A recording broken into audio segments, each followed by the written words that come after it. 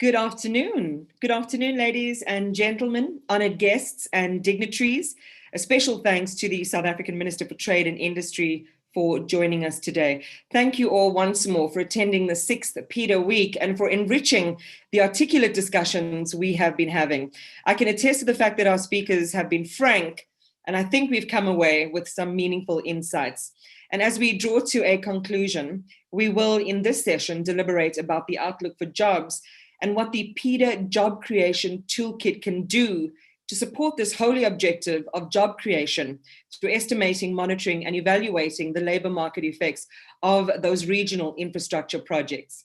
In this session, we will also launch the second publication of the PIDA Jobs Outlook, which is a product of the online PIDA Job Creation Toolkit Advisory Services. So my name is Iman Rapeti, and it is my pleasure to be with you today. We have, as always, a great session planned for you, so I think we should kick off immediately. Our opening presentation will be delivered by His Excellency Minister Ibrahim Patel, who is the Minister for Trade and Industry here in South Africa. Minister, good afternoon. I know that Joburg today is warm. Cape Town can be quite temperamental, but it is a very warm welcome to you. And thank you very much, Iman, for that very warm welcome. And I'd like to greet you, my fellow panelists, and all the participants. And may I start by wishing you and your families well in 2021. It's been a challenging start to the new year, as across the world, countries are experiencing heightened levels of infection, hospitalization, and loss of life as a result of the coronavirus pandemic. Iman, I am aware that you are emerging from a rather serious bout of the virus, and I wish you a speedy and full recovery. These things take a bit of time. The announcement last week by President Ramaphosa as chairperson of the African Union of the agreement on the acquisition of an initial 270 million doses of the vaccines is a positive development in the fight against COVID-19. Panelists and ladies and gentlemen, in considering the focus of this panel, I wish to briefly refer to a few contextual factors that shape the issue of infrastructure development. Africa has 17% of the world's population, but only 3% of global GDP and trade. By 2050, it is projected that Africa will have the highest number of young people, making up nearly twice the population of persons aged under 25 in South Asia, Southeast Asia, East Asia, and Oceania.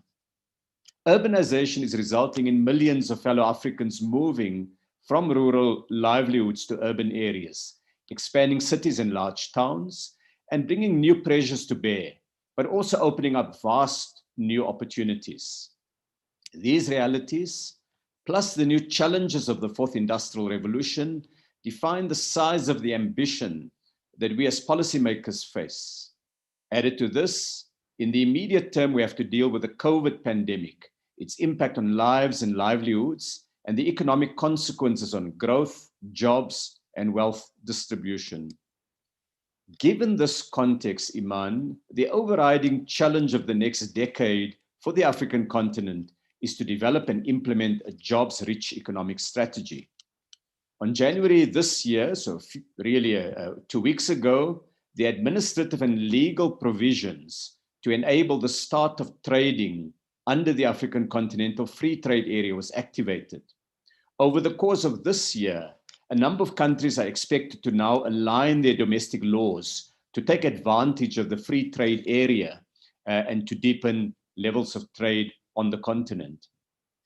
The commitment to a free trade area is predicated on one fundamental realization, that the low levels of industrialization on the continent is an enormous brake on growth and development, and it affects us all. Or to put it positively, those challenges that I referred to earlier can significantly be addressed by deepening the levels of industrialization. And the purpose of the free trade area is therefore to help create markets large enough to attract investment on the continent, in manufacturing, in agriculture, in mining, and in services. Trade and industrial development are dependent on infrastructure investment. And I want to point to a few areas where this is particularly the case. First, to drive the production of more goods, taking them to market and managing the logistics, we will need more economic infrastructure, particularly the big four of electricity, transport and logistics, communication or digital infrastructure, and water. Second, to support communities supplying the educated and industrialized workforces we require, we will need better social infrastructure, including education and skills development facilities, healthcare for workers and their families and communities, housing development, sanitation systems.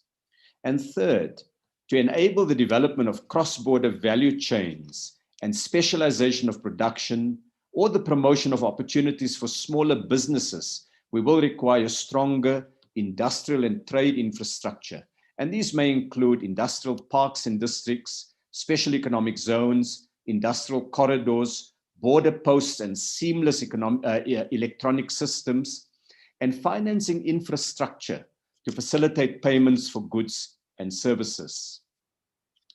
In a number of instances in the past, countries relied on push factors to make the case for infrastructure, namely that if we build strong infrastructure, it can attract greater levels of investment. Now, of course, that remains true. But today we can add a strong pull factor, a pull factor that says that the expected greater levels of trade and industrial development that the AFCFTA, that's the clumsy acronym for the African Continental Free Trade Area, is currently attracting and will increasingly attract, will need, and it will commercially justify the investment in economic and in social infrastructure. Before turning to the infrastructure connection, I want to briefly summarize issues relating to the AFCFTA. It's a bold project, which over time will lower the barriers to economic integration between the 54 signatory countries. And it starts with the progressive lowering of tariff barriers between countries, paving the way to a single market, eventually of 1.3 billion people. The agreement envisages preferential trade arrangements for goods and services, with goods tariffs progressively decreased over a 10-year period. Currently, we've done the work last year, and we have now had 81% of the tariff book covering trade in goods that have been finalized, and rules of origin have been agreed for all those products. So trade can start on any or all of those products. Discussion on trade in services are planned for to be finalized during the course of this year. And thereafter, we'll commence protocols on investment, on competition, and on trade-related intellectual property. The World Bank estimated that successful implementation of the AFCFTA could increase African GDP by $450 billion or 7% a year, and lift millions of people across the continent out of extreme poverty by 2035. So the AFCFTA is clearly important for economic reconstruction, recovery, and renewal across the continent. However, key to the successful implementation of the AFCFTA will be to leverage opportunities which lower tariff duties can bring by building robust and sustainable regional value chains. It will require substantial investment in infrastructure so that goods and services can flow with ease across the continent. Goods can begin to move from Cape Town to Cairo, or from Dakar to Dar es Salaam. Infrastructure development is critical for the future of the continent. Regional value chains, of course, as many of the panelists will know, require strong support infrastructure, and the greater flow of trucks and trains across the continent also creates the backbone for industrial corridors. Now, all over the world, industrial development is normally connected either to availability of raw materials or consumer markets or transport networks, particularly rivers, roads, ports, rail lines, and so on. We have an opportunity now to fast track and deepen this natural development of natural resources and transport networks, fostering the development of factories and productive units. Without active steps, we exclude large numbers of our people from the formal economy. and weak infrastructure in rural areas result in high and rapid urbanization, putting pressure on service delivery. So we need to find both investment in rural infrastructure and recognizing the opportunities of cities. Better roads allow goods and services to reach more consumers, bringing down lag times and prices. And stable and affordable energy provides the foundation for investment in new factories and other manufacturing assets. I want to make the point that spending on infrastructure drives both short-term and long-term economic growth, and the economic multiplier of infrastructure investment is considerable. It also provides an opportunity to bring more young people into employment. COVID has taught us that investment in social infrastructure is of economic value as well. But we need to be smart in how we plan and coordinate the development of this infrastructure, ensuring that value chains bring together the expertise and competitive strengths of the vast regions across the continent. We need infrastructure that can support the provision of low-cost, sustainable energy, offering ease of access and transportation. I want to recognize that lack of infrastructure is one of the reasons, not the only, but one of the reasons that cocoa is grown in Africa and chocolate is made in Europe, that platinum is mined in Africa, but catalytic converters are made in Japan, that cotton is grown in Africa, but clothing is made in China. Developing a manufacturing base in a competitive, globalized world is necessary, but it takes hard work, drawing in business, government, and organized labor in deep partnerships to create conditions to enable that industrialization on scale. There's an opportunity, but there are also things we need to do to realize that opportunity. Africa has an investment gap to reach its potential. Low savings rate across the continent has meant reliance on foreign direct investment, with foreign investors typically preferring safe havens in difficult times. Much of African savings is eroded by corruption, it's eroded by monies moving out of the continent, but also by the lack of opportunity here on the continent. And the free trade area is one measure to try to address this. In 2018, and I want to just give you a South African example, President Ramaphosa announced a very ambitious investment drive of $100 billion in fresh investment that we must secure over a 5-year period. We've invested strongly in the kind of infrastructure, back office support to investors to make them come to the party. And to date, we've had pledges of some $60 billion that we hope can support that effort. And I want to have a call out to the African Development Bank that's also hosted an Africa Investment Forum over the last number of years with a focus on financing large infrastructure projects across the continent. The development of infrastructure requires funding, and the World Economic Forum estimates that Africa will require $100 billion annually to close the infrastructure funding gap. And it's that investment that we now need to work actively and closely on, so that the opportunities that the continental free trade area opens up is realized through what we do on the investment in infrastructure fund.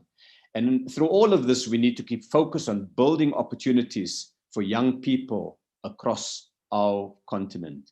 So thank you, Iman, for an opportunity to really just make a few opening remarks and to hand back to you. Thank you very much for that, Minister. And of course, thank you very much just for that little personal message at the beginning. I'm sure I'm not the only one. There are many families in this audience too who are dealing with the torrid after effects of COVID-19. So thank you for your kindness. And as well, thank you very much for your presentation this morning. It's so interesting, and I want to also direct our participants' attention to the documents that are available on the AU-PIDA website, because we had a presentation yesterday from Outer NEPAD about what you were talking about, Minister, when you talk about what is needed for driving the production of goods, and you spoke about water and transport and so on. there has been a $270 billion allocation in this regard. I think 4% deals with water, 64% the lion's share dealing with transport and logistics, 20% on energy, 2% on ICT. So I think, you know, as we're going along, we're going to be able to make, and like you said, once the African Continental Free Trade Area really becomes animated, we're going to be able to see how we need to puzzle fit and kind of reorganize our priorities. A lot of what you said, I think, resonates across the African continent. And I think I'd like to ask, maybe from your perspective, what are some of the urgent go-tos in terms of jobs? I know that you talked about, you know, legacy preparations are always going to help us, and we're not thinking on the fly. But what are some of the urgent go-tos that we can be thinking about in a sort of lateral thinking way to really, in the immediate phases, spur and kind of motivate job creation across the continent?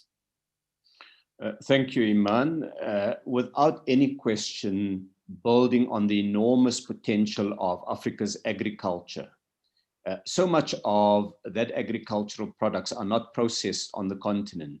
And so an active effort at deepening the localization of finished products using agricultural inputs is for me an opportunity. When I went to the World Economic Forum session in Davos last year in January, and outlined what we saw as the opportunities arising from the AFCFTA. One of the immediate issues that came up from food processing companies is, if you can pull this off, it makes sense for us now to set up those kind of factories and turn Africa not only into a provider of food for its own people, but also as a significant exporter of processed food products to the rest of the world. The second one is to recognize the opportunities even in the difficult circumstances of COVID.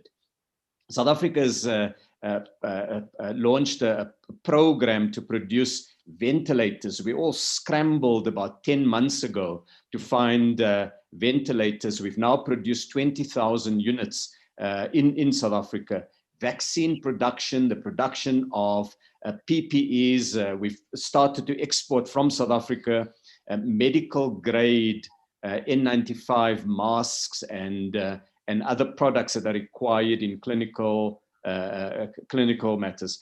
But then there's also some success stories on the continent. For example, both South Africa and Morocco are significant assemblers of vehicles. South Africa produces 600,000 vehicles a year. Much of the components that go into those vehicles, however, are imported from other parts of the world, Asia, Europe, the Americas. That provide an opportunity for young people. And finally, the digital space. The more we provide digital infrastructure, we have enormous creativity among young people across the continent. You just look at social media, the ideas, the innovation that people come up with. And those are just some immediate examples of where we can do things that can have an impact already in 2021. Well, let's talk about support, because you need support for those, even if they're interim measures. And one of the things that have come up repeatedly during PIDA Week, Minister, is the failure of feasibility projects, 80% of them failing in the very incubatory phases. They have a lack of planning. They aren't able to deliver business plans, for example. They haven't done their feasibility. And that is almost to create this kind of, there's a still birthing nature around businesses trying to get off the ground. What is your recommendation or advice? And you've been involved in economic activity in our country for many, many years through various portfolios, and also aware of what PIDA is trying to, and the AU and AUDA and NEPAD are trying to achieve. How do we support, from your perspective, those initiatives that can boost job creation through creating viable projects?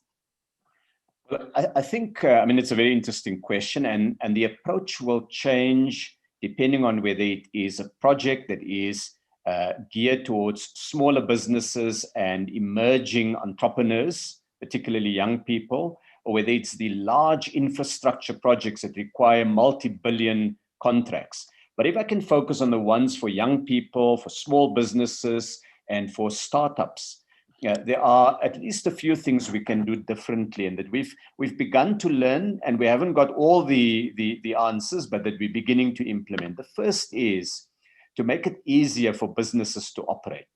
So in South Africa, what we've done now is we've created a portal where you can register a company, open a bank account, get your domain name, and see how you scored for your local empowerment credentials, all within a 1 day, instead of a 3 or 4 week period.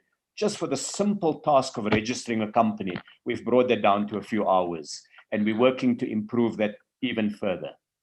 The second thing is mentoring support. There is no alternative for many new and startup enterprises to having a gray beard somewhere, someone who's been through it, who's made the mistakes, who is available. And our systems don't always recognize that that may be as important, and at times even more important than the formal things of money and so on.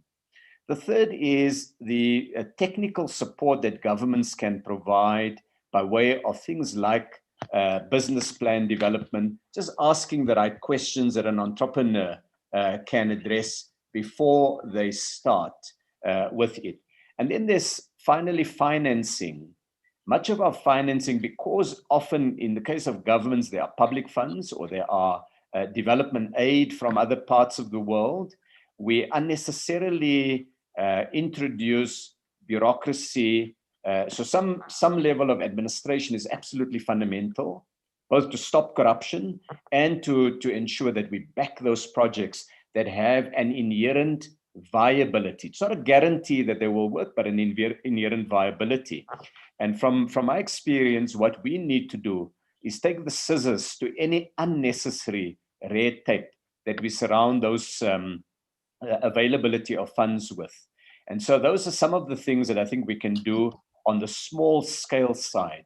Governments too can play a big role by ensuring that what we buy and who we buy it from supports young and new entrepreneurs. Public procurement can be a driver. We've now begun to add some successes in South Africa. And I want to recognize too, because we've got to speak about difficult issues, that in all of these areas, the challenge of corruption is fundamental to address. Because when public resources go to people not on the basis of merit, not on the basis of public policy considerations, but because of political or other connections, we undermine entrepreneurship on the continent. So those are some immediate things that governments can do to make it easier for younger players, newer businesses to emerge in our ecosystems. Yeah, Minister, I couldn't agree with you more on the issue of how much of an emotionally paralyzing or the emotionally paralyzing impact of corruption is in various societies. I mean, if you're trying very hard as an entrepreneur to get off the ground and you can't, and you see other people who might be connected and so on, getting those opportunities, there is a psychological impact, which we don't talk about enough in business, to businesses who often won't start again. But I want to focus on red tape because it's important in the aftermath of this Africa free trade, continental free trade area coming into being. It will be the noose around our necks if we aren't able to cut through it right now and ensure that there is going to be equal cooperation and a clear regulatory framework. I want to press the pause button for just a moment. I'm not too sure, Minister, if your diary and your timetable is going to accommodate you to be with us for the rest of our discussion. And therefore, I jumped into those questions really quickly, but just want to appreciate you again for being with us, and we'll hear whether you'll stay for the rest. Thanks again to His Excellency Ibrahim Patel, who is the Minister for Trade and Industry here in South Africa. I want to turn the floor and the microphone over to Dr. Tawela Nyirenda Jere, who is with the Economic Integration Division here at Outer NEPAD. See, and I'm doing it again, here at Outer NEPAD. It's to talk about the second PIDA Jobs Outlook. Dr. Nyirenda Jere, you have the floor. Thank you very much, Iman, and good morning, good afternoon, and good evening to participants, depending on where you're joining from. I'm just going to start to share my screen.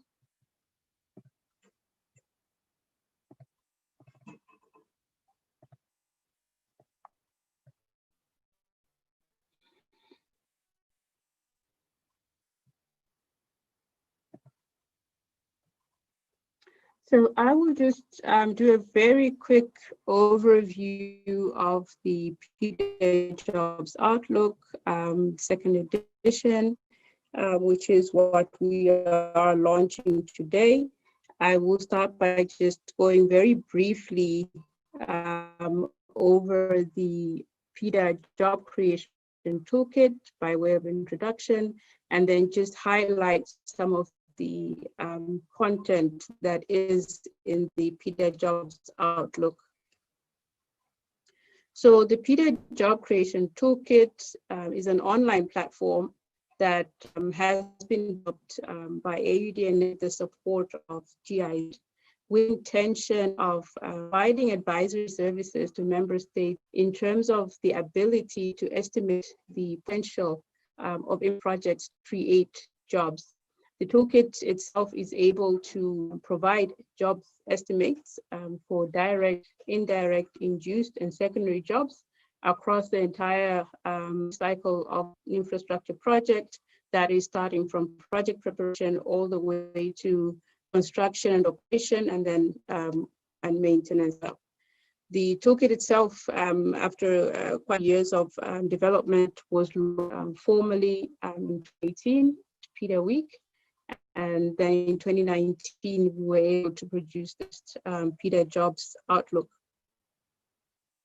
So what the toolkit does is that it helps in terms of really put a lens on job creation in Africa from infrastructure projects, and helps project owners and partners and government makers to really understand what the potential of the infrastructure is for creating. So we have direct jobs, which are jobs that are actually created or can be created during preparation and construction. We have direct jobs through the effects of suppliers to the are able to gain implement or realize economic benefit by being suppliers to the project. Induced jobs come through spending, direct and indirect workers, and then secondary jobs are as a result of the economic spillovers, and that of course is where you see the biggest impact in terms of infrastructure projects. The toolkit is also able to provide estimates that are aggregated by occupational categories, and this is on the ILO classifications, and that allows us to also provide some indication of which sectors of the economy would be created in. So I mentioned that the Jobs Outlook was launched in 2019 at the PIDA Week in Cairo, and what we did in that particular inaugural edition was to focus on transport and energy projects in the PIDA portfolio, and this is really also based on projects for which we have sufficient data to be able to actually run these estimates. So the toolkit itself has 4 different aspects. The first one is jobs, as I've mentioned. The second aspect is the maximized jobs, and I see there's a typo on that box.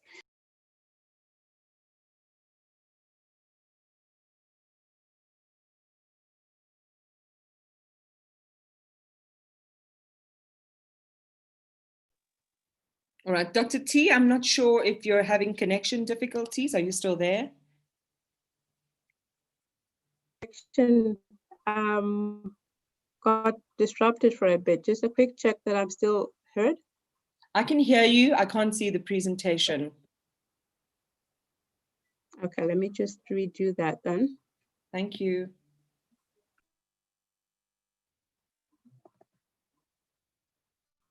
Please confirm that it's visible now. Yes, it is. Okay.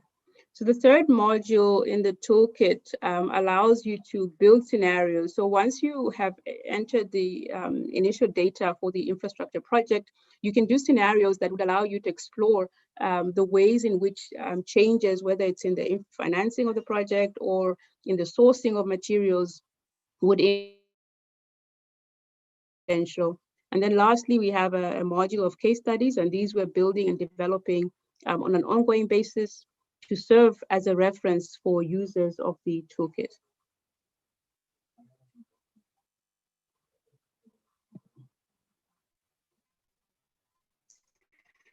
So the job maximization module really helps us in terms of understanding how do we maximize the jobs, and what kinds of actions and what kind of steps would be required. Also provides examples and links to other resources that the toolkit user can then access in order to better understand the different policy options. So it has basically 10 job maximization actions, which you can see on your screen right now. I'm not going to try to discuss all of them, but this is really just for you noting and reference.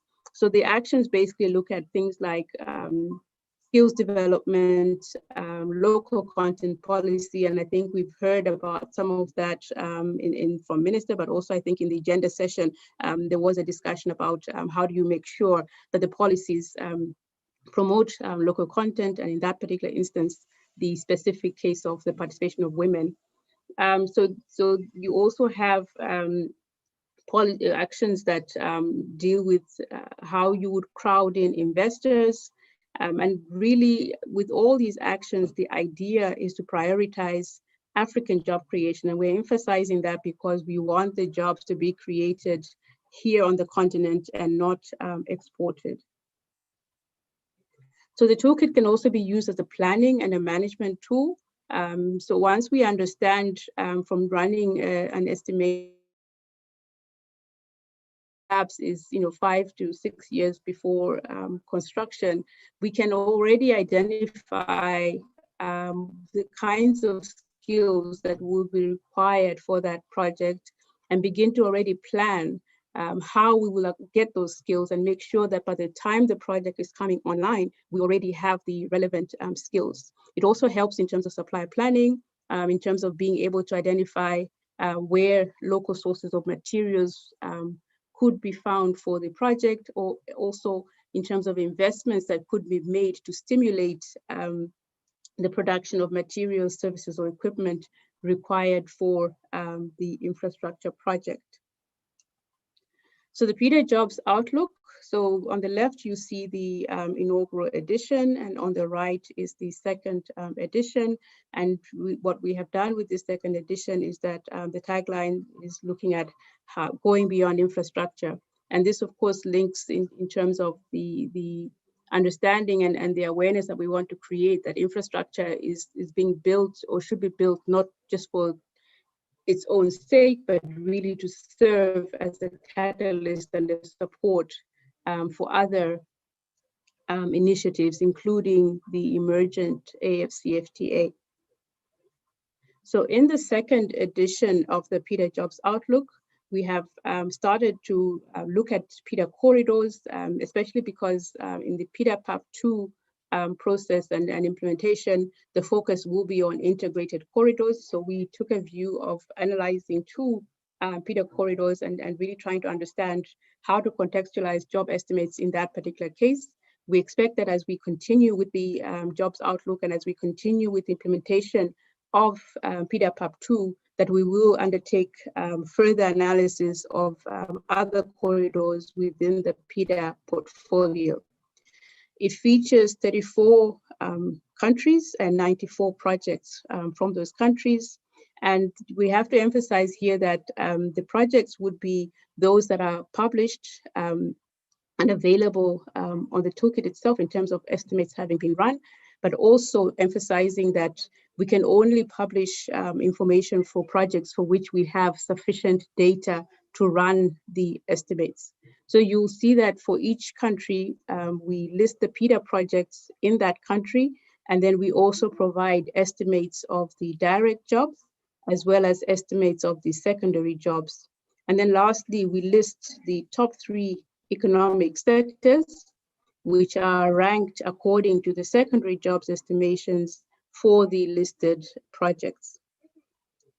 So with the corridors, we have looked at Inga, which is a huge hydropower project, and we've considered Inga from the perspective of it being an energy corridor. We all know the huge potential of this project in terms of its capacity, as well as the ability to serve the needs not only of the DRC, where the dam resides, but also a significant portion of the continent. The second corridor that we've looked at is the North-South Multimodal Corridor, which has a number of road and rail jobs estimations in terms of the potential of the North-South Corridor. An example of a country profile, and this is by way of illustration, to show that for South Africa, we have in the toolkit 7 PIDA projects where South Africa is either currently a direct or an indirect beneficiary of the project. And what you see there is that the projects that are listed have the potential to generate at least 115,000 jobs, and then through secondary spillover impacts, about 2.9 million jobs. Important to mention that when we do the country profiles, the projects would either be such that the country is a host country, so it actually resides in one or more of those countries, or it is a beneficiary country, which means that it's a country that enjoys the spillover effects from the build out of that infrastructure in a neighboring or adjacent country. We are currently upgrading the job creation toolkit in terms of updating the IO tables, which are the engine of the toolkit. We are also looking at adding more subsectors and subsectors, enhancing the scenario manager, and then also looking at how we can better refine the estimations to disaggregate, for instance, by gender, by age, etc. And then lastly, obviously, just to improve the user experience in terms of the interface. So we see the toolkit as being a very important part of the work of PIDA implementation going forward in terms of AUD and NEPAD's provision of advisory services to member states and project owners. And we really would like to emphasize that the estimations are only as good as the quality of data that we are able to get. So we keep urging our project owners to continue working with us to make sure that we are able to get the most up-to-date data that we can on these different projects. Thank you very much.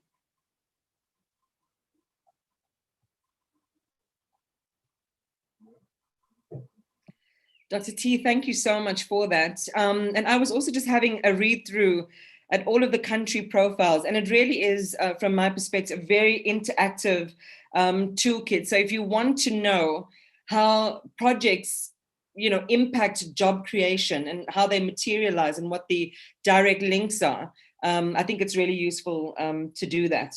And you look at, for example, the rate of direct jobs and then just the exponential impact in terms of indirect jobs. You cannot underestimate just how powerful these infrastructure projects are from a country to country perspective. It's a really fantastic dashboard. And as I've said to you before, we do have all of these resources available on the AU PIDA website. So please do interact with them. Just remember, you're going to get a chance to interact with our panelists. You can use the chat function, you can raise your hand, and you can have access to the microphone and show us where you're joining us from, and you can direct your question to any of our panelists. So Dr. Tawela, thank you very much for that. Let's go now to Dr. Bernice McLean, who is with the Industrialization Division for Outer NEPAD, to talk to us about industrialization and job creation. Dr. McLean, it's over to you. Thank you very much, Iman. Nice to see a few friends on the screen and additional colleagues. So nice to meet everybody virtually. Thank you to Dr. Tuwela and her team for involving us as the industrialization team within the PIDA Week happenings. I think this is a really striking way forward in terms of integrating across our programming and really making sure that we have a significant integrated approach to programming in our organization for our member states. I'd just like to quickly share my screen. Can everybody see? Yes, we the can. Screen? Okay, fantastic. Thank you, Iman. All right, so to start off with, let me just say that I think Minister Patel has really said everything that I was going to say. So I'll try to align myself in terms of speaking a little bit more about some of the detailed aspects of his reference to industrialization, the synergies or the nexus with the AFCFTA operationalization, and how this might impact jobs, or some of the considerations that we are looking at in terms of job creation, entrepreneurship, and so on for the continent. So apologies for any what they call cross-referencing. I hope that my message dovetails with Minister Patel, and hopefully there'll be some new content for people to grapple with.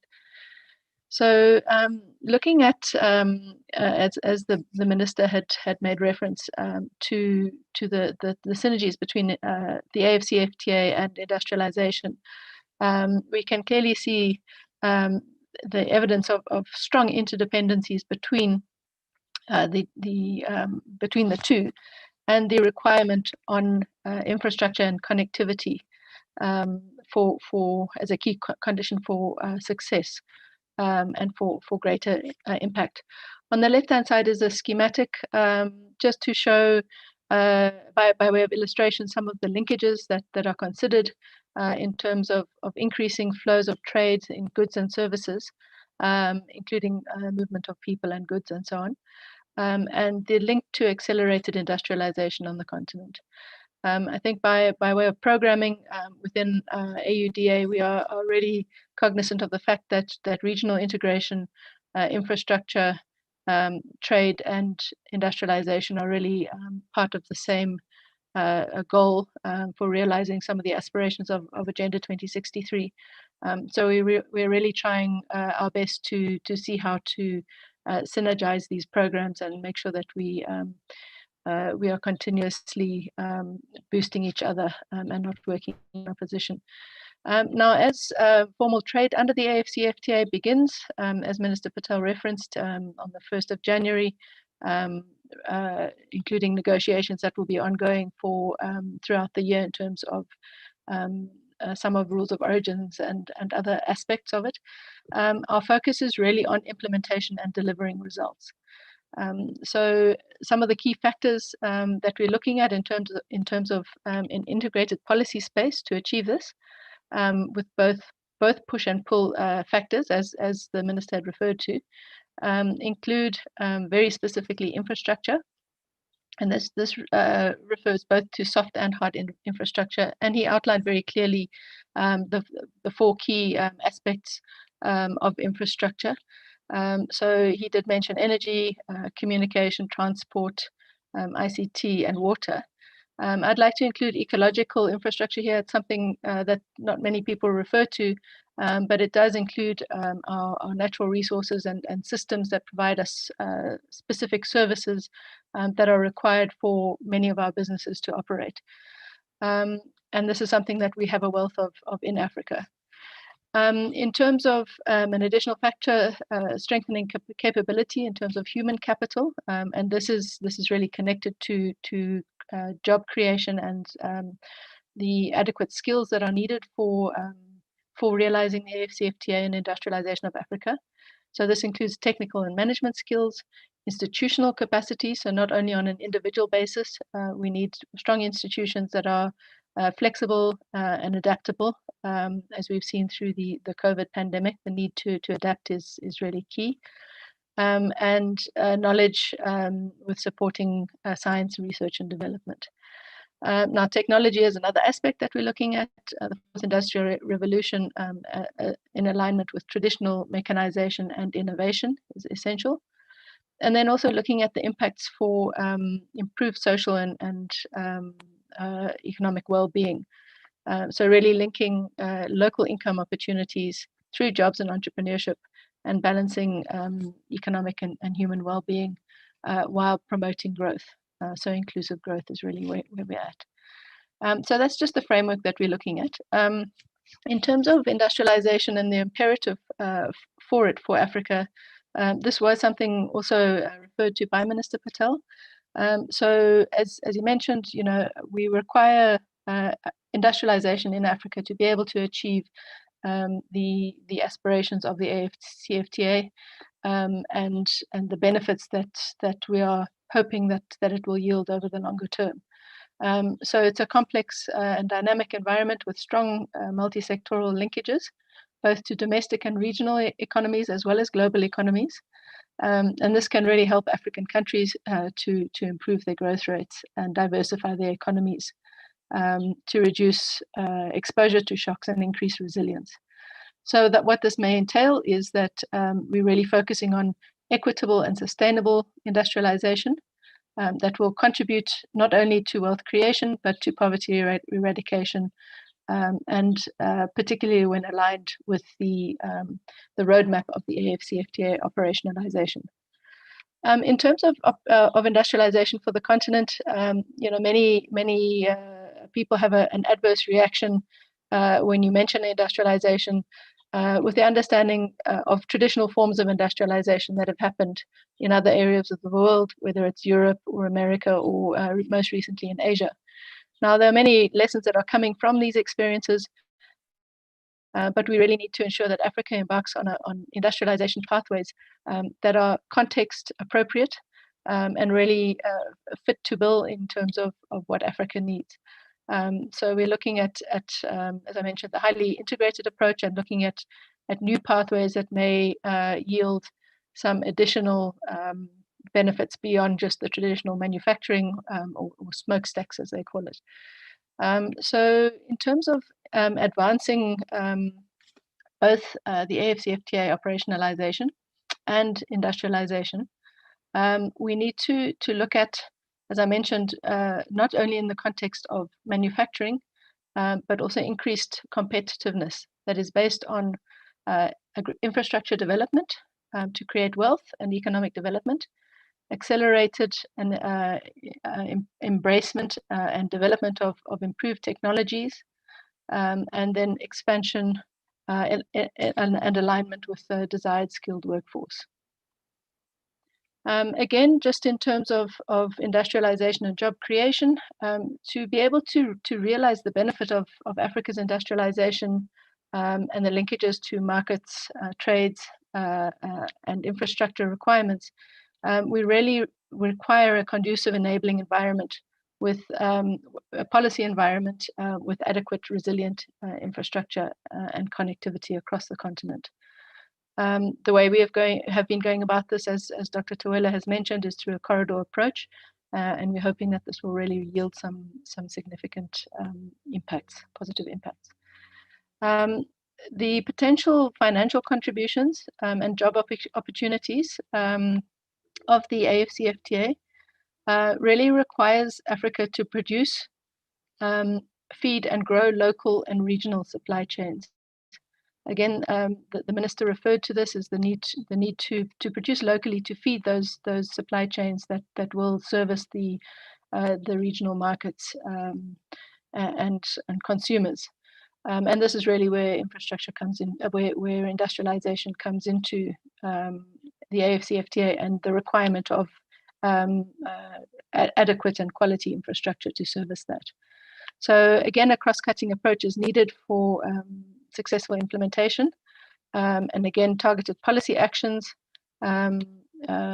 investment in human capital and research, and then financing and investment with effective and full engagement of the private sector. And I think this last point is really key to where we're going at, and specifically within the component of job creation. Just a few key aspects that are useful to think about in terms of PIDA implementation. So this PIDA week has mentioned, and I think this is something that Iman also referred to at the beginning, the need for adequate project preparation capacity to try to address the issue of failed projects or failed to get off the ground projects. And here we need a cross-sectoral approach with targeted investment in skills development and training to catalyze the African expertise and know-how. And this includes boosting entrepreneurship for employment and creating more jobs. Another point is the realization of the synergies among industrialization, trade and infrastructure policies and initiatives to be able to enable this conducive environment for job creation and entrepreneurship. So not only focusing on how many jobs are created, but how do we prepare our future populations for creating jobs and being able to have a sustainable workforce over time that is not dependent on others to create jobs for them. Now these, it would be really beneficial to try to look at priority value chains and corridors to do this. And I think this is something that Dr. Tawela spoke about in terms of assessing the jobs created along the corridors and priority value chains. And I think this is something we can also look at in terms of industrialization and how the industrialization pathways contribute specifically to job creation. Now, I think the next point is really a key aspect that has been coming out in many of the sessions in PIDA and the AFCFTA discussions of late, and industrialization as well. And this refers to inclusive digital transformation that enables smart, inclusive and sustainable growth. This is also something that the OECD recent report that was launched, I think on Tuesday, made strong reference to. The fact that COVID has accelerated digitalization, but has also revealed critical digital divides with limited job opportunities. So while there's been an acceleration in larger digital enterprises, these haven't necessarily related to large-scale job opportunities, due primarily to a lack of connectivity and access to digital tools for large sectors of Africa's populations.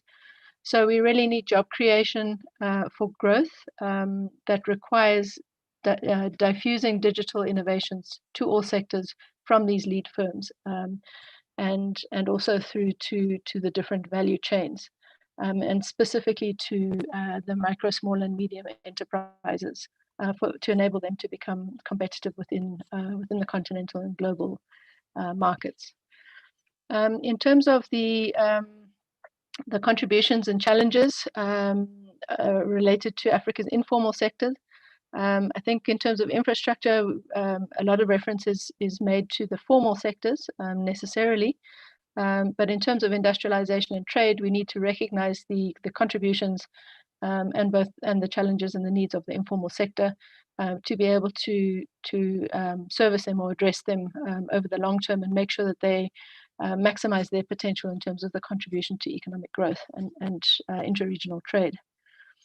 And I think again, this is something that Minister Patel made reference to, is that the increasing workforce in Africa by 2050, we'll have the largest workforce in the world, it's projected, and much of this relates to how we deal with our youth and some of the other marginalized sectors of our economy. So on the positive side, our young people possess great deals of resiliency, innovation and tech savviness that us older generations don't necessarily are not necessarily blessed with. Some of us are, some of us aren't. So that we can drive the implementation of Africa's ambitions to leverage the digital age, which is something that is really critical and essential in the fourth industrial revolution. So really here we need to maximize on Africa's youth, what they call the youth dividend, and expand on the potential of industries without smokestacks. So looking beyond manufacturing towards the service-related industries that enable us to expand our industrialization pathways, whether it's ICT, tourism, blue economy, or any of the other novel or integrated pathways for Africa's industrialization. This is my last slide, so thank you for bearing with me. This is just a slide. I think everybody knows the impacts of COVID on Africa specifically and the globe in general. The little illustration on the left gives some idea of some of the projected impacts in terms of GDP, exports, and increasing poverty. This was coming out of a foresight report that we did with the PIDA Center late last year. You know, we need to have a look at the policy space in which we are operating and try to make really smart choices into the future. We've seen that the pandemic has exposed very strong gaps and weaknesses in our supply chains, which presents an opportunity for industrialization and trade for the continent. And it's also revealed the critical role of entrepreneurship on the continent in terms of sustaining economic sectors in periods of uncertainty and shock. I think the World Bank in 2019, probably before COVID hit, estimated that Africa is recording some of the highest entrepreneurship rates in the world, with 22% of our working age starting businesses, and female entrepreneurship is also at a really high rate of 27%, one of the highest in the world. So we really need to leverage off these trends and see how we can support our entrepreneurs to create jobs and to create economic stimulation on the continent. So what that means is we need to really focus on our micro, small, and medium enterprises as the first generators of job creation and wealth improvement and growth opportunities. And we also need renewed efforts to enable proper structures and policies to support entrepreneurship and job creation, whether it's through incentives, a policy enabling environment, linking to access to markets, to financial investment, and so on and so forth. So I think I'll end it there. Thank you very much for listening, and I look forward to any questions. Thank you. Bernice, you should absolutely never feel bad about presenting such good stats in a forum like this. I've been writing things down furiously, and I was really impaled, I think, on the figure of the projections ahead towards 2015 when we look at how many people will be available to bring into the job market, the world's largest workforce by 2050. And my only concern is, will we find ourselves having a labor force that is in atrophy? Because we're looking also at those extreme poverty numbers that you're talking to us about. We're looking also about specialized skills for a new world, effectively. So we've got a lot of work to do in the next 29 years or so. And so thank you so much for that. I know we're going to have some Q&A. I'm really looking forward to that. So do stand by for us. Thank you so much for that great presentation. I also now want to welcome to the floor Michael Liu Kisong from the ILO to talk to us about optimizing employment outcomes from infrastructure investment. And I'm sure, as with Dr. Nyirenda Jere and Dr. McLean, we're also going to get some really good information. Don't forget to post your questions. I can see some of them coming through, and I'm excited for the panel discussion. Go ahead, Michael. Thank you very much, Iman, and good afternoon or evening or morning, colleagues. Can everybody hear me and see my screen? Absolutely, got you loudly and clearly. I can see your presentation. Okay, fantastic. So thank you for having me. I'm talking to you from the ILO in Geneva. But I'm having lived in South Africa for 10 years. Forgive me if I sometimes say we instead of you. I've been gotten used to that in terms of when I talk about the continent or what we'll be talking about. But I also, of course, want to bring a little bit of a global perspective to the discussion today. So let me start. saying something a little bit about the work that we do that's very much related to the Jobs Toolkit, we call employment impact assessments. And in that sense, we really welcome the focus on job creation of AUDA, NEPAD, and PIDA. It's really in line with us, what we do as ILO, and maybe some of the people attending are not familiar with us, with the International Labour Organization. And one of our key mandates really is to promote full employment and decent work around the world. And so we have been for a very long time advocating for organizations and institutions like AU and NEPAD and PIDA to really take the job creation aspect on board. And we're really happy that in the PIDA, this is something that's been done seriously. And specifically the tool we promote, employment impact assessments, is also very much what the PIDA Jobs Toolkit does. So again, I think we're very pleased with that. So I want to share a little bit of that, also how what we do will complement PIDA, and we already have been talking about collaboration with PIDA on in this area, and I would like to talk a little bit more about that. And I'll focus a little bit on two parts here. I'll talk about how we frame the discussion on employment. That is, we want two things. We want more jobs, but we also want better jobs. And I think that is balancing these two goals is also a very important part of what we're trying to achieve. So, but I want to, as I said, I want to give a little bit of a global perspective, and I want to share this with you because I think this is something that not many people are aware of. If we look at construction sector employment as share of total employment globally, this is the picture, and we see here that Sub-Saharan Africa, and the gray bar, has by far the lowest share of people working in the construction sector compared globally. Globally, we see this is around 7-8%, typically for most countries. In some areas, like the Arab states, it's much higher. And those of you who have gone to countries like Dubai and Saudi Arabia and Qatar probably have a sense of why construction sector employment is so much higher there.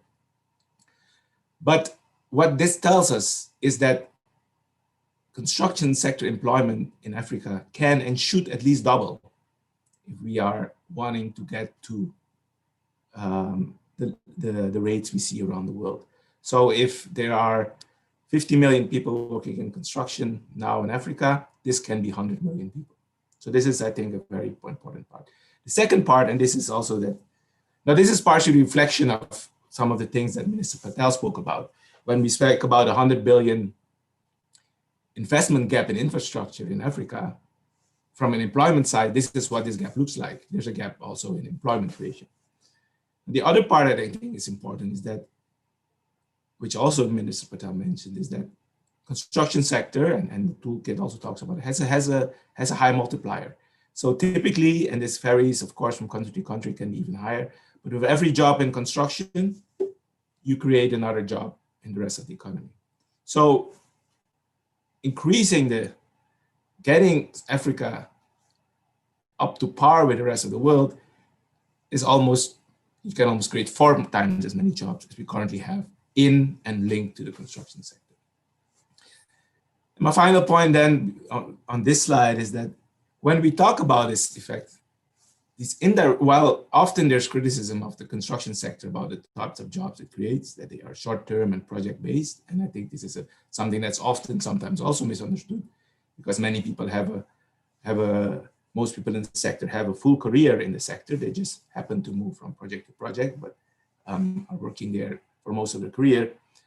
But the other part is that when we talk about industrialization, the inputs that the construction sector buys, cables, wires, windows, glass, doors, steel, pipes, tools, equipment, these are all industrial products. And so the multiplier, the backward links of construction, is very much one link to industry. And so boosting the construction sector doesn't only boost that sector, but it gives a really strong boost to the whole imperative of industrialization, which previous speakers have spoken about. So how can we think and employment impact assessments help? And I don't want to repeat this because I think our colleagues from the Jobs and PIDA Toolkit have mentioned these. If we understand the links between infrastructure investment and employment, we can support decision-making on how to argue for increased infrastructure investment, which is critical, but also the selection of projects What are the right procurement strategies? What are the right material input supply strategies? What are the choices of technologies and how they impact on jobs? And how do we incorporate also measures that support better jobs, including skills development into the process?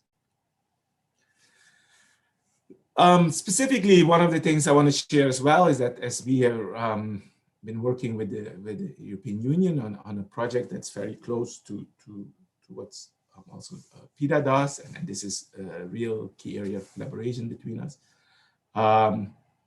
So the EU has similar questions as PIDA is grappling with in terms of if they support infrastructure investment in the continent, which they do at a very significant scale, how do they support job creation? And this is really what the project is about.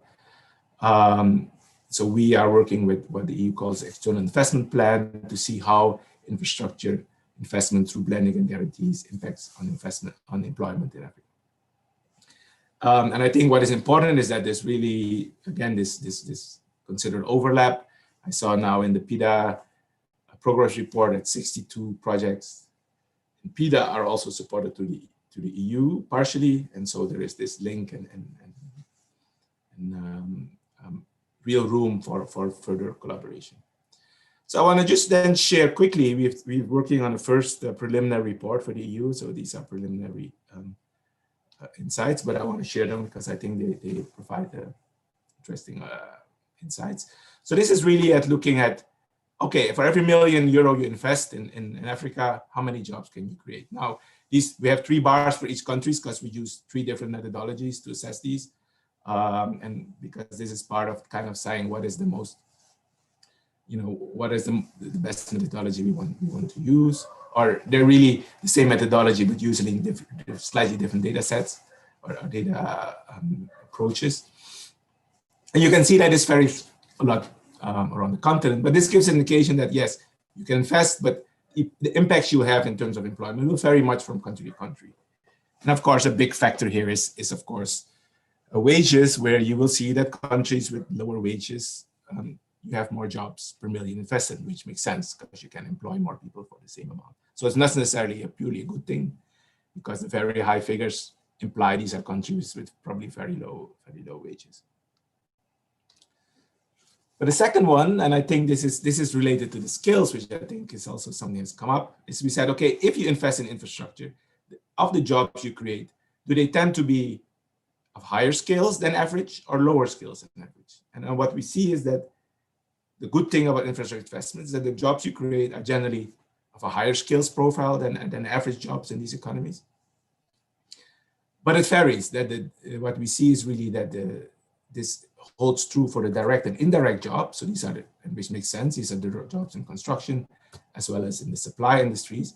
But in those jobs, the ones that are related to increased consumption typically tend to be lower skilled. And so you get a lower skills impact. But when it comes to gender, the picture is somewhat more or less positive, so to speak. And this links very much to the session of which I was able to follow part this morning. Where yes, this shows that from a gender perspective, the jobs you create are on average more likely, they are less likely to go to women than the average job in the economy. So on average, construction sector investments create less gender friendly jobs, so to speak, and most of the jobs will go to men. Again, this was discussed in great detail at the session this morning, some of the reason why this happens. But again, we see that, of course, for the direct jobs, this is the most pronounced, but for the indirect jobs, it's less, and for the induced jobs, we see there is almost actually a balance. And those jobs are almost the same as in terms of gender composition as those in the overall economy.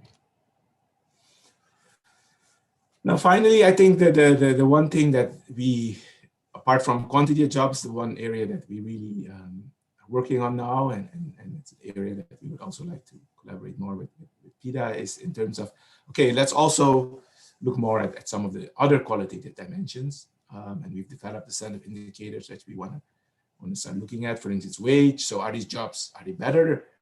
Are they higher than average wage or lower than average wage, for instance?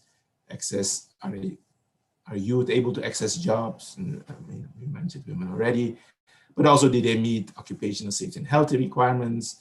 Do you have more accidents or fewer accidents? Do they offer people jobs with access to social security?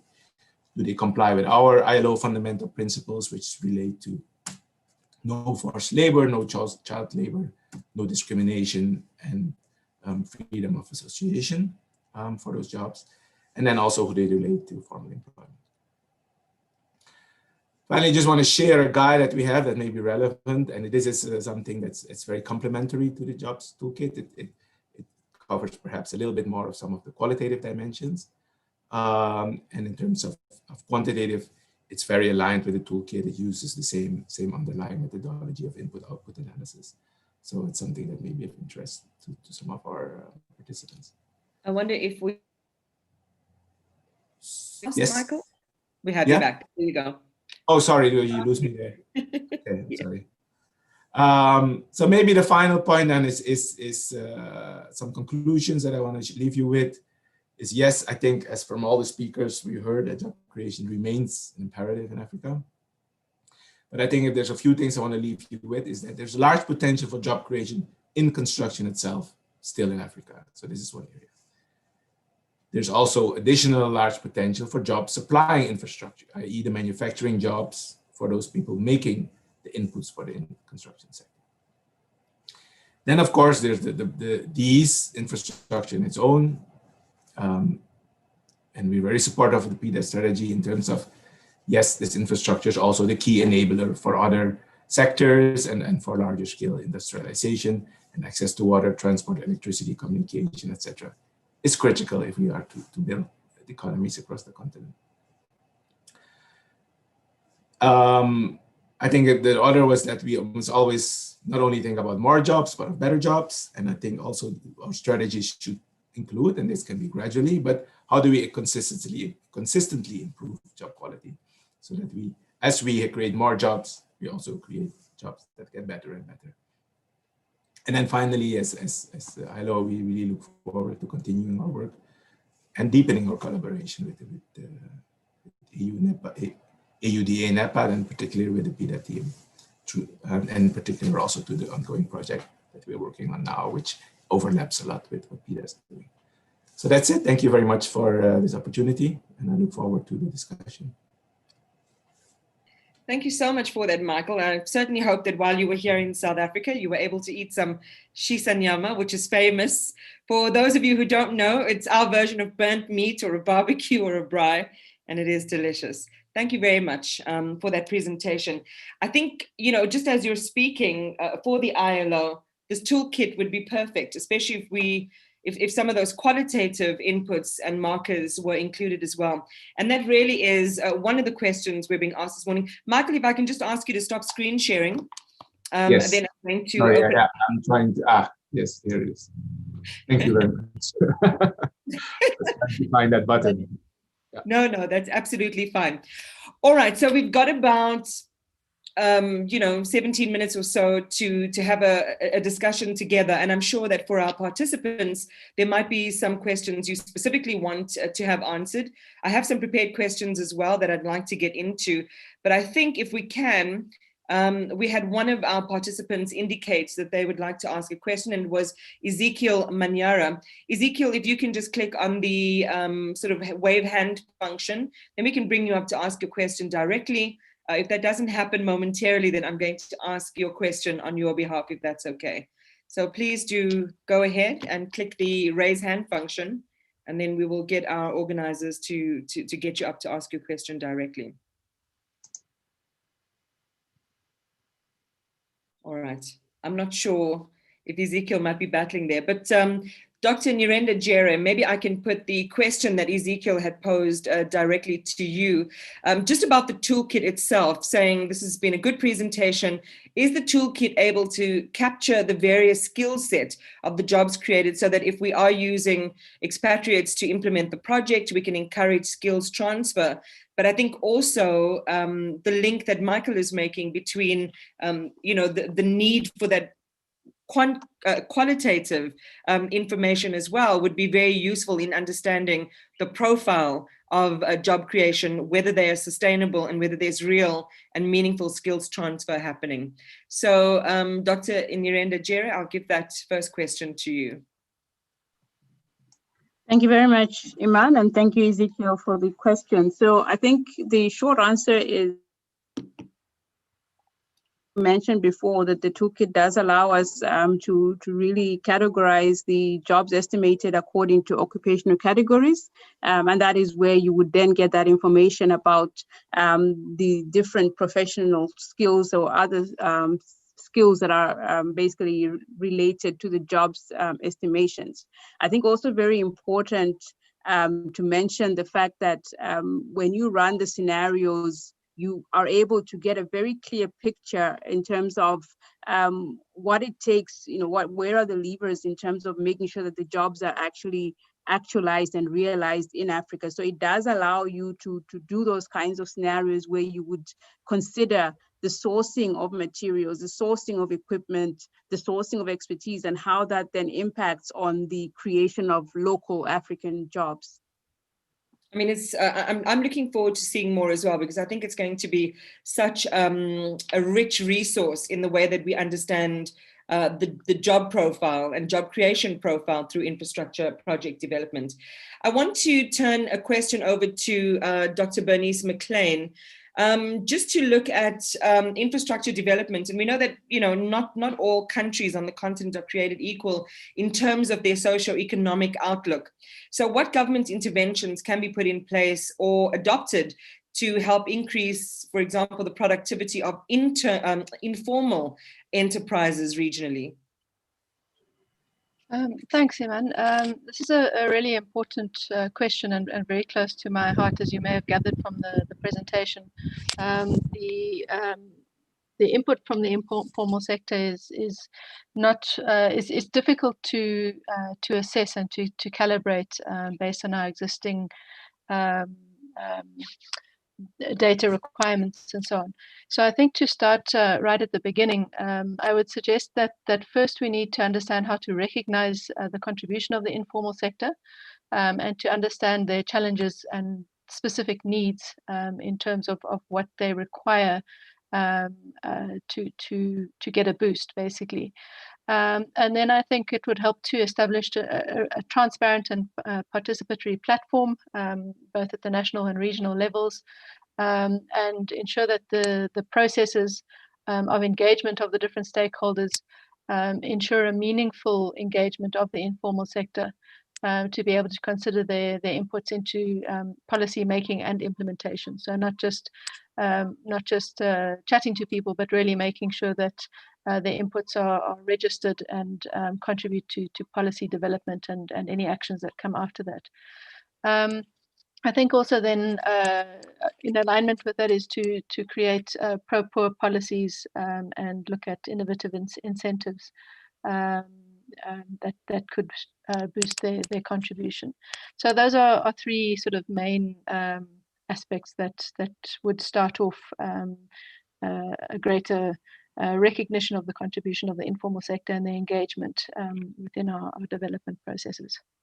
I think the skills transfer issue and the job sustainability issue has been one that has come up over and over again, not only in forums like this, but outside as well, because it is a very important aspect of how we create sustainable economies as we move towards 2050. The minister also this morning talked about, when I asked what are the sort of immediate gains or places that we can look to spur job creation in the short term, and he mentioned agriculture, and it segues so smartly into this kind of impending doom that we have, a sense of doom that we have when we consider that at least 25 million people will be in extreme poverty in 2050.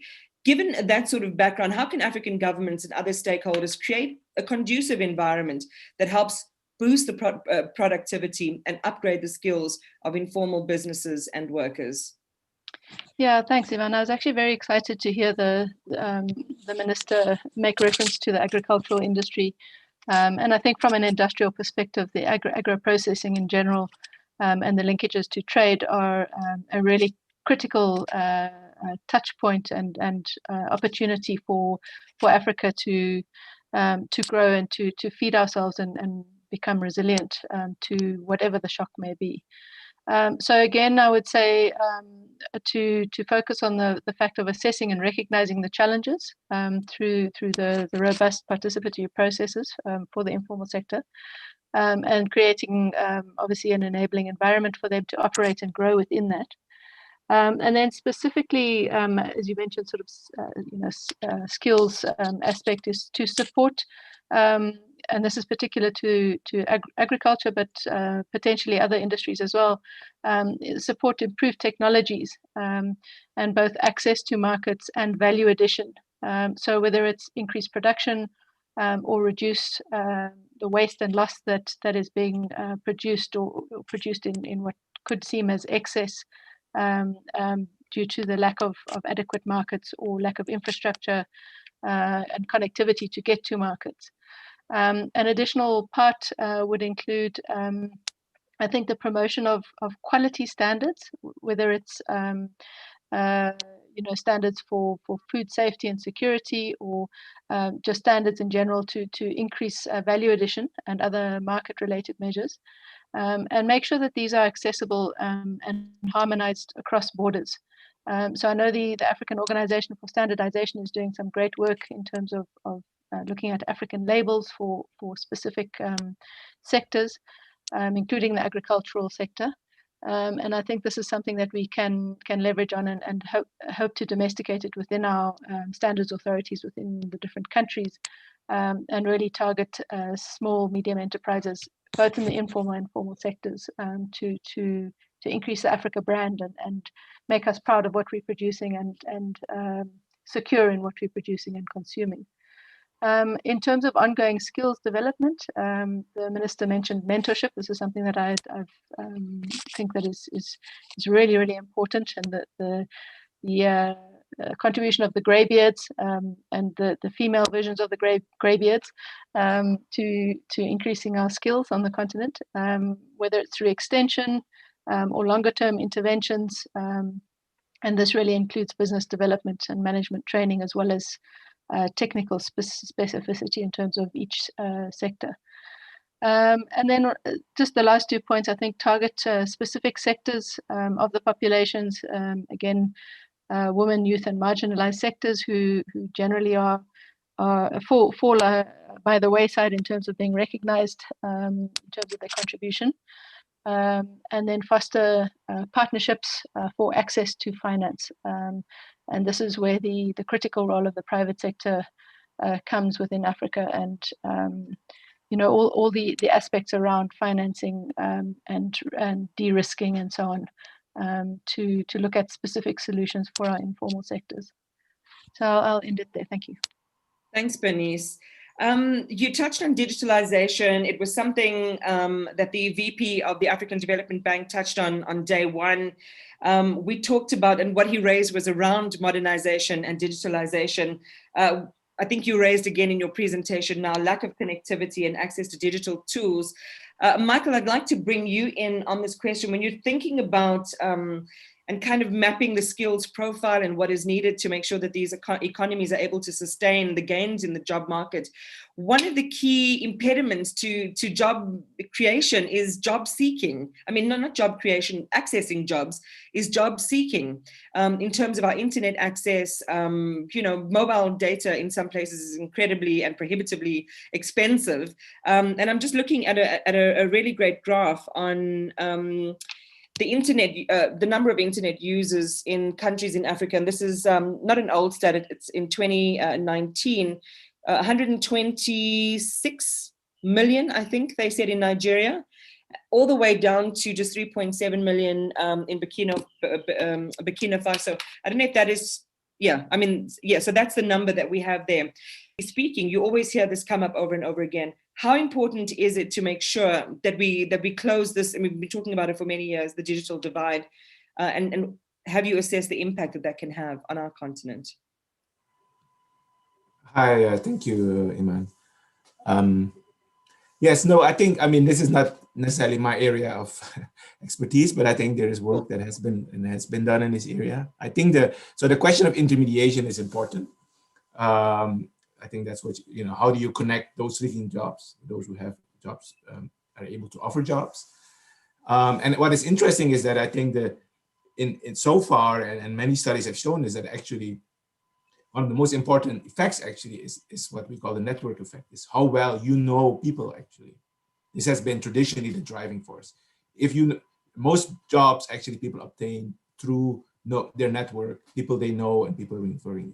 Globally, this is still the dominant one. I think the challenge now and the interesting thing is how do you shift that using technologies if they are more equitable and more accessible, and you can have a wider impact.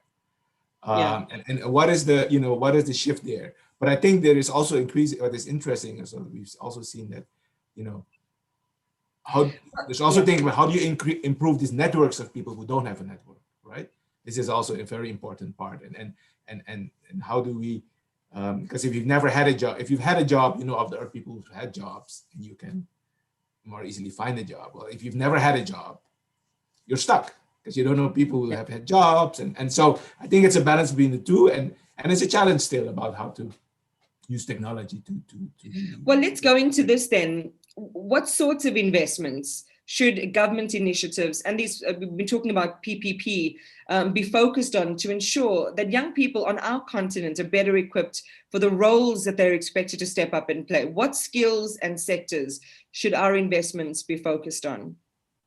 Well, I think that the question is, so part of it is this, what are the growth sectors that I think have been identified? And there's a lot of work that has been done. And this varies a lot from country to country. I mean, I think the area I know best, and I think the graph I showed is that actually in reality, the construction sector is a growth sector for much of the continent. And the construction sector has a lot of unskilled jobs, but it also has a lot of skilled jobs. And actually, the productivity of an African construction worker is still very low globally compared to others. And if you can increase the productivity, you can increase the salary. If you can increase the salary, you can create a better job. So this is one area, and I think it's linked to that. So this is a growth sector. ICT in many countries in Africa is clearly also a growth sector. And these are some of the areas where perhaps skills is a bottleneck, but maybe there are other bottlenecks. And I think both Bernice and others have referred to some of the other bottlenecks that you've come across. But I think it's really matching the growth sector with the skills profile. And I think this is not always done. And the growth sector varies from country given the conditions. And is the skills sector in that country really geared up to respond to and deliver the skills in the growth sector? And I think this is often still a challenge in many countries. Thanks so much for that, Michael. Dr. Tawela Inirenda Jere, maybe let's go back to a focus on these corridors and greater integration, greater consonance and synergy to optimize our opportunities for job creation. Thank you very much, Iman. So I think you'll recall that in some of the discussions we had yesterday when we were talking about the build out of infrastructure and the connections between these big corridors that we are advocating as part of the PIDA Jobs 2 projects, we also talked very specifically about the need for this infrastructure to make the relevant links to where people are. And we realize and acknowledge that for a lot of our countries, people are actually in the rural areas, hence the need for making these links between urban infrastructure and rural infrastructure. So I think from our perspective, what we are seeing is that job creation is not only for the urban sector, that we have to be able to link that infrastructure to where people are, needs that they have. And I think Minister made a good case in terms of saying, how can we look at the agriculture sector and look at that as the basis for our industrialization and the way in which we then can use infrastructure to support that industrialization and the creation of local and regional value chains. So I think it is important that, yes, we focus on the corridors, but we also must make sure that these corridors are being used to provide services to our citizens where they are and where they need those services. I will give, thank you very much, Dr. Tawela, for that. Dr. McLean, I think I'll give you in the dying moments of our time together this afternoon, maybe the final word, which really, I found in your presentation kind of married, the ethos with which we need to conduct ourselves going forward, even while we're pursuing what is necessary, the hard numbers and real projects, but also there are people behind those that also have to be part of the process from beginning to end. And that whatever projects we embark on, we have to make sure that we do as little damage to the environment as we possibly can, and we really support human beings in real and material ways. Thank you, Iman. Yeah. So sorry, I didn't actually catch the question, but maybe I can just echo the sentiment there, just in terms of where we're trying to impact positively on the continent through our organization, and balancing the need for obviously increased growth through industrialization, through infrastructure development, and our other projects and programs, but to balance it out with the natural capital of the continent, and recognizing the wealth that we have on the continent, both in terms of natural resources, but human resources, and to recognize people's relationship with each other and with their environments, and to try to work with that in a very transparent and innovative yet equitable way, so that we have lasting solutions. We really have to rely on each other. This is something that COVID has brought out really, really strongly. It's revealed weaknesses throughout all our systems, our economic and social systems. So I think the job is now over to us to try to figure out how to improve those, and take advantage of the opportunities that are emerging, and really work with our young people to support those innovations into the future. So thanks very much. Well, thank you to you, and thank you to all of our speakers for being with us today, Dr. Tawela Nyirenda Jere, Dr. Bernice McLean, who you just heard there, and Michael Liu Kisong. Really do appreciate your inputs today. And it's unbelievable to me that we literally have just a few more sessions left before we have to say goodbye to each other. So I'm going to release all of our speakers and our participants. Thank you very much for being part of this session. And I guess we'll all meet up again as we begin to close this 6th PIDA week. Take care. See you later. Thank you. Thank you so much. Thanks, Iman, for your fantastic moderation. Thank you. Okay.